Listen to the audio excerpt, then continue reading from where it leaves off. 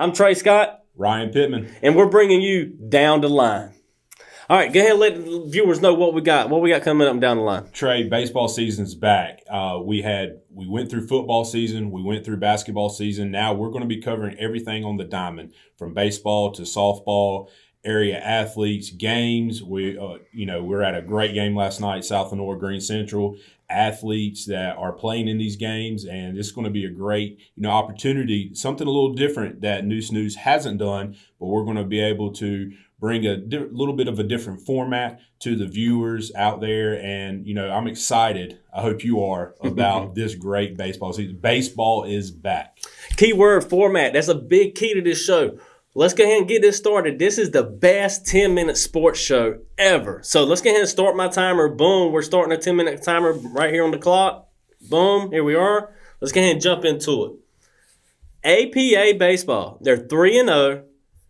Man, are they legit? Are they real? Or, 3-0 starting the season off? We expect this team to have a down year. Ryan, what do you think? What do you think so far? This is my first year covering, the teams here. I've heard a lot about Parrott. I heard a lot about football because it was my first year for football, basketball, and baseball. Heard a lot about football and the tradition that they had. They backed it up. I heard a lot about basketball, really good basketball season, young team for the girls, young team for the guys. They backed up expectations. Big expectations, I feel, for this team, even though they've lost a lot of guys. They're 3-0. I was there Wednesday night when they played Goldsboro.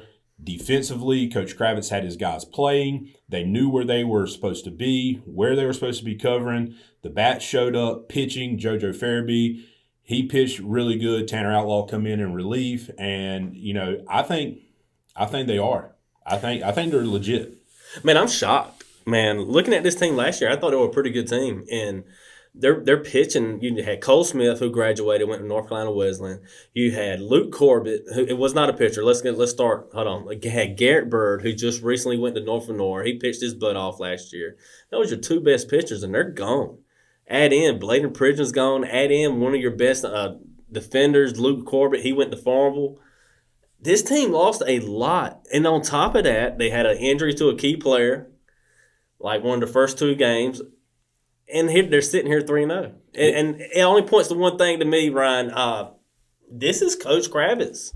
Yeah. What do you think? I mean, he's 104, 61-1. Last losing season, and that's since 2015. That's tough. The last losing season that Parrott's had was 2009. So, they have a history of winning. And Coach Kravitz, since he has taken over the helm, they win. Mm-hmm. When you go to a Parrott game, they win.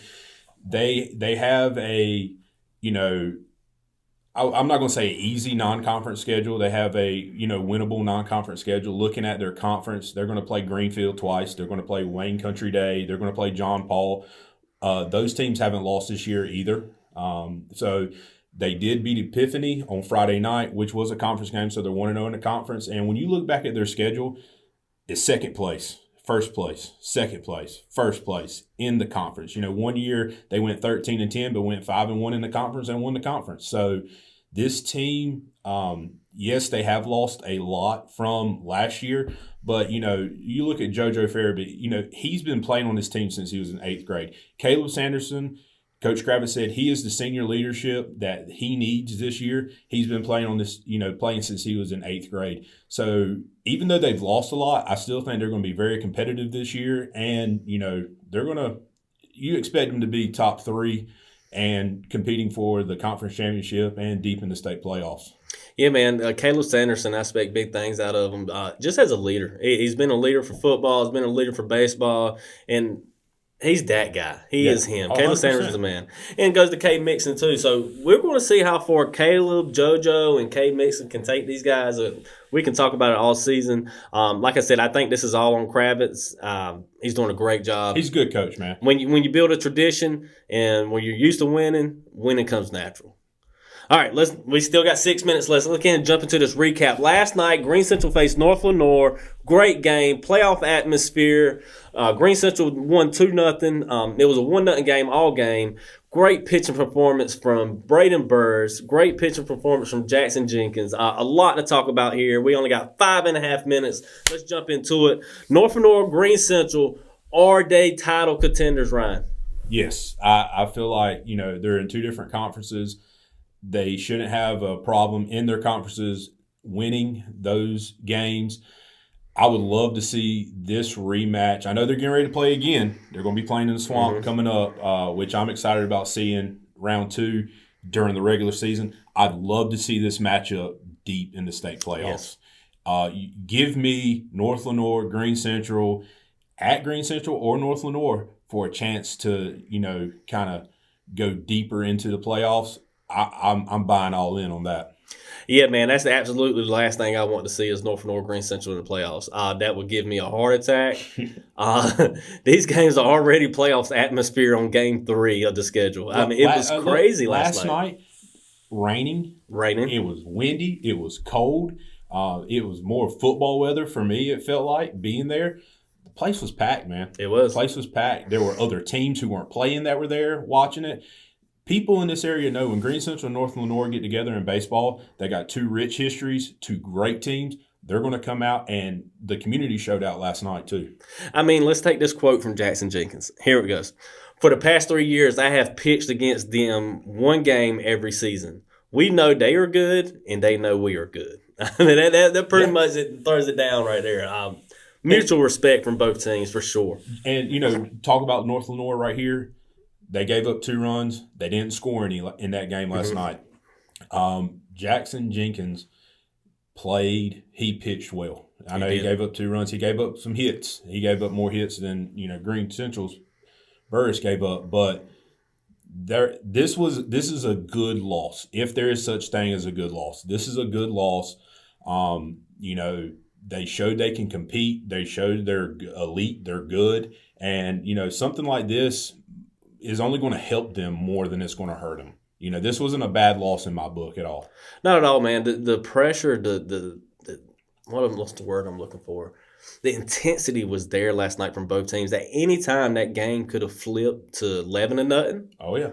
Or at any time, that game could have flipped to 3-1. North Lenoir's winning at any time, and that's what type of game it was. Green Central was putting people on the bases and just couldn't knock them in. And man, let's not get away from Jackson Jenkins. And Jackson Jenkins was clutch. He was clutch, big time moment. He came through when he needed to. Like you said, bases were loaded twice, 0 outs, and he pitched through it. He didn't bat through it. Don't get me wrong. He had great defense behind him. He didn't, the defense didn't save him. He pitched through it. Very impressive. Let's go ahead and jump to the next guy, Braden Burrs. Last year's Loose News Sports MVP. This was your first time watching him. What did you see? His command was there. Mm-hmm. I know you talked to him after the game. He said he was a little frustrated. When you look at it, 7 innings, 1 hit, shutout.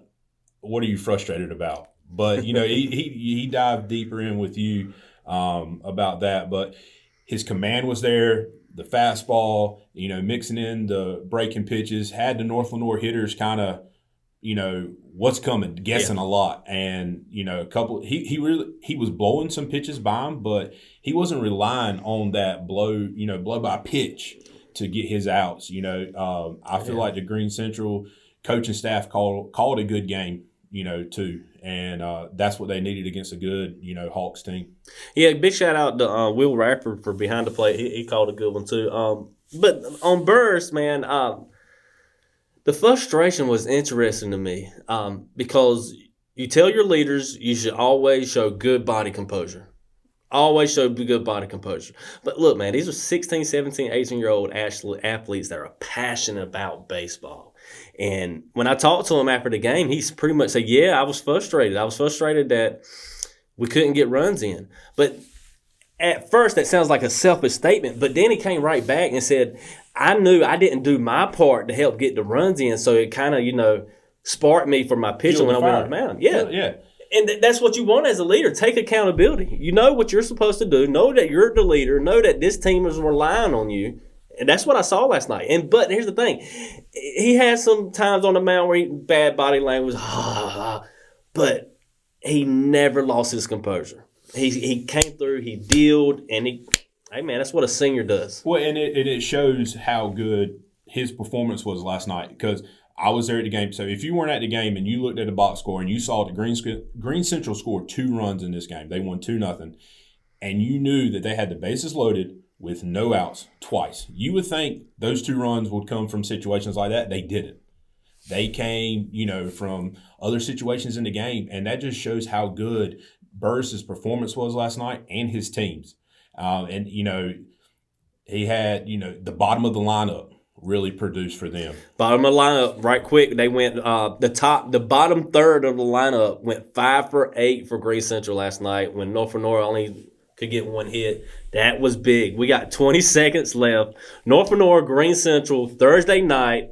How big is this game? It's huge. Norfolk North is going to be ready. They're going to come out firing on all cylinders. They want some payback, Trey. I'm excited to be there. Yeah, man. Norfolk North plays great at Norfolk North. You got the small field versus the big field at Snow Hill. That's it. Norfolk North, Green Central, Thursday. We'll see you. This is the best sports show, the best 10-minute sports show ever. I'm Trey Scott. Ryan Pittman. We'll see you next week.